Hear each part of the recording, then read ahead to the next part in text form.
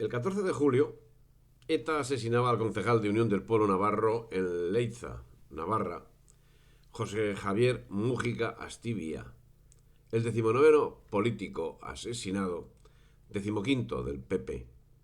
¿Qué número hace en el total de asesinados por el terrorismo? Pero ¿hay más?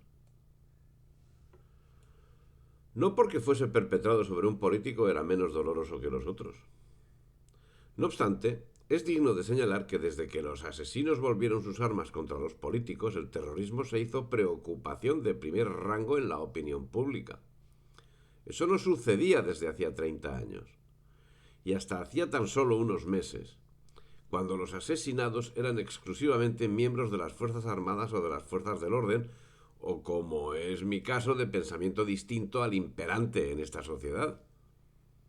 Los asesinos eran los mismos, y sus colaboradores seguían siendo los mismos, aunque en algún caso algún asesinado estuviese más cercano a los asesinos que al resto de los asesinados.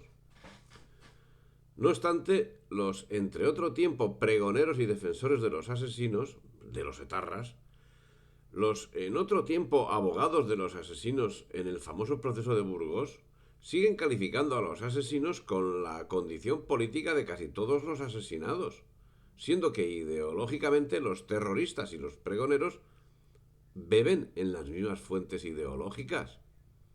Cuando los asesinados no coincidían políticamente, el terrorismo era considerado problema de segundo orden y era condenado, eso sí, viniese de donde viniese.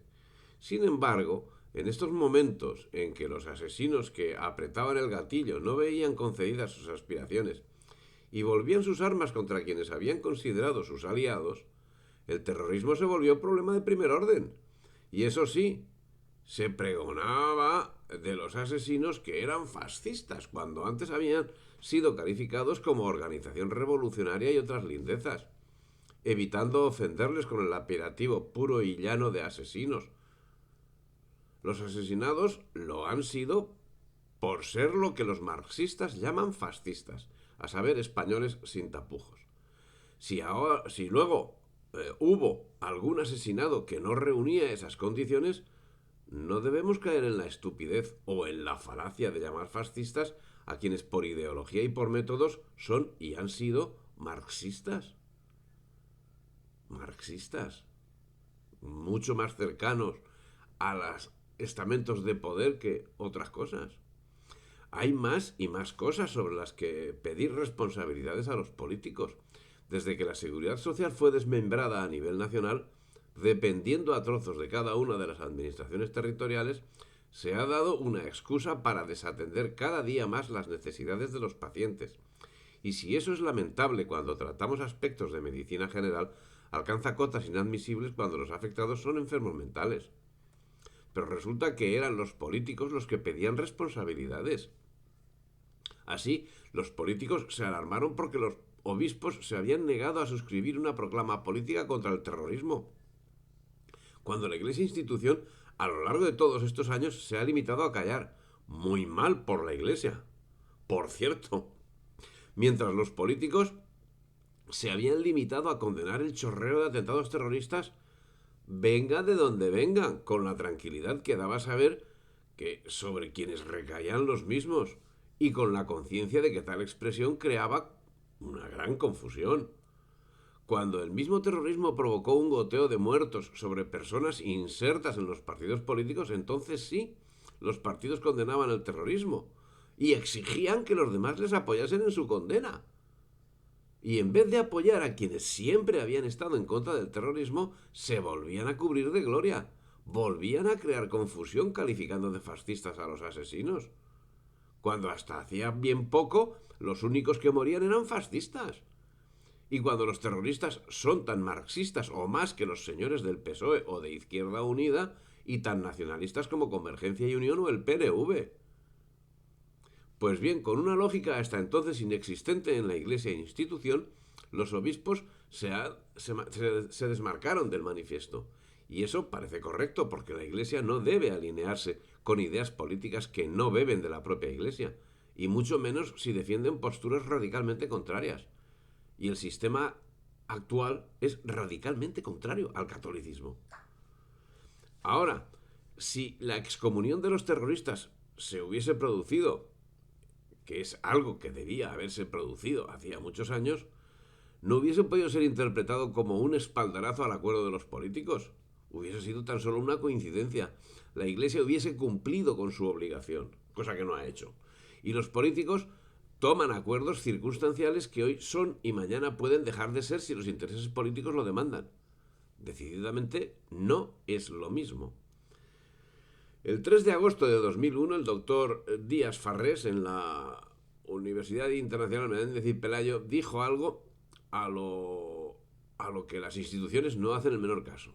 Dijo: 1 de cada 10 personas españolas padecerá cáncer de mama. De cada 10 mujeres españolas padecerá cáncer de mama. La razón se viene barajando hace tiempo: la baja natalidad. No solo es conveniente tener hijos para que la raza no desaparezca, ni para que sigan existiendo contribuyentes, ni para que la Seguridad Social pueda seguir pagando las pensiones a los jubilados. La natalidad es salud, y todo lo que la contravenga es enfermedad, deficiencia o vicio, o ambas cosas. El 11 de septiembre de 2001, atentado contra las Torres Gemelas en Nueva York. Lo curioso era que entonces, cuando la barbaridad había tomado cuerpo en sus intereses, en todo el mundo y en España a través de sus títeres, los partidos políticos pretendían sensibilizar la conciencia española justificando una intervención militar en la que por supuesto nos implicaron. Y eso no llamaba la atención a nadie. En España el terrorismo marxista ha asesinado a miles de personas y los asesinos en ocasiones han sido presentados como héroes. Cuando eran perseguidos, el señor Peces Barba fue su defensor en el proceso de Burgos. Y aquí nadie se ruboriza. Se palpaba en esos momentos un clima prebélico que a nosotros como cristianos y como españoles nos quedaba en las más absolutas antípodas. Si bien como colonia militar, económica y cultural que nos pillaba de lleno. Pues uno de sus contendientes es nuestro huésped, como huésped es la sífilis en el sifilítico. Siendo colonia de uno de los contendientes, sufrimos la servidumbre que ello significa, desde la cesión de nuestro territorio y nuestro espacio aéreo hasta la propaganda. Si fuésemos colonia de los musulmanes, por televisión nos dirían que en el mundo capitalista enemigo de los talibanes no se cree en Dios, que a los niños se les asesina en el vientre de sus madres, que a las personas mayores se las confina a doradas cárceles llamadas asilos, que a los enfermos terminales se les quiere asesinar, que se experimenta con seres humanos, que el desarrollo de la ciencia está desviando a límites contra natura y contra Dios, que la economía se está sirviendo de las personas en vez de estar al servicio de las personas, y que aprecian más las cosas materiales que las personas. Nos dirían que estamos en un mundo ateo, enemigo de Dios y del hombre. Y tendrían razón. Pero como somos colonia de los otros, de los ateos, se nos dice que los talibanes y los musulmanes consideran a la mujer poco menos que a un animal, que no conocen la libertad, que no respetan la condición humana de quienes consideran sus enemigos y que enemigo es todo el que no es musulmán. Se nos dice que destrozan todos los vestigios de la cultura que resultan ajenos al Islam. Y tienen razón también. El 25 de septiembre la prensa señalaba que el señor exsecretario de Estado, don Enrique Jiménez Reina, había sido citado por el juzgado como imputado en el asunto Gescartera. Pero con una salvedad: estaba eximido de la obligación de veracidad. ¡Ojo, ¡Ojo de lo que estaba eximido! Eximido de la obligación de veracidad. Literal, Quedaba claro que los políticos están para lo que están, y entre sus funciones no consta la de ser veraces. El 31 de diciembre de 2001 se puso fin al servicio militar obligatorio. Total, para lo que servía ya el ejército. Este año se produjeron 15 asesinatos, 3 de políticos y 12 españoles. Por parte del terrorismo, claro. Y 69.857 niños fueron asesinados en los centros abortistas del sistema. Si te ha gustado el vídeo, dale me gusta, difunde y suscríbete al canal.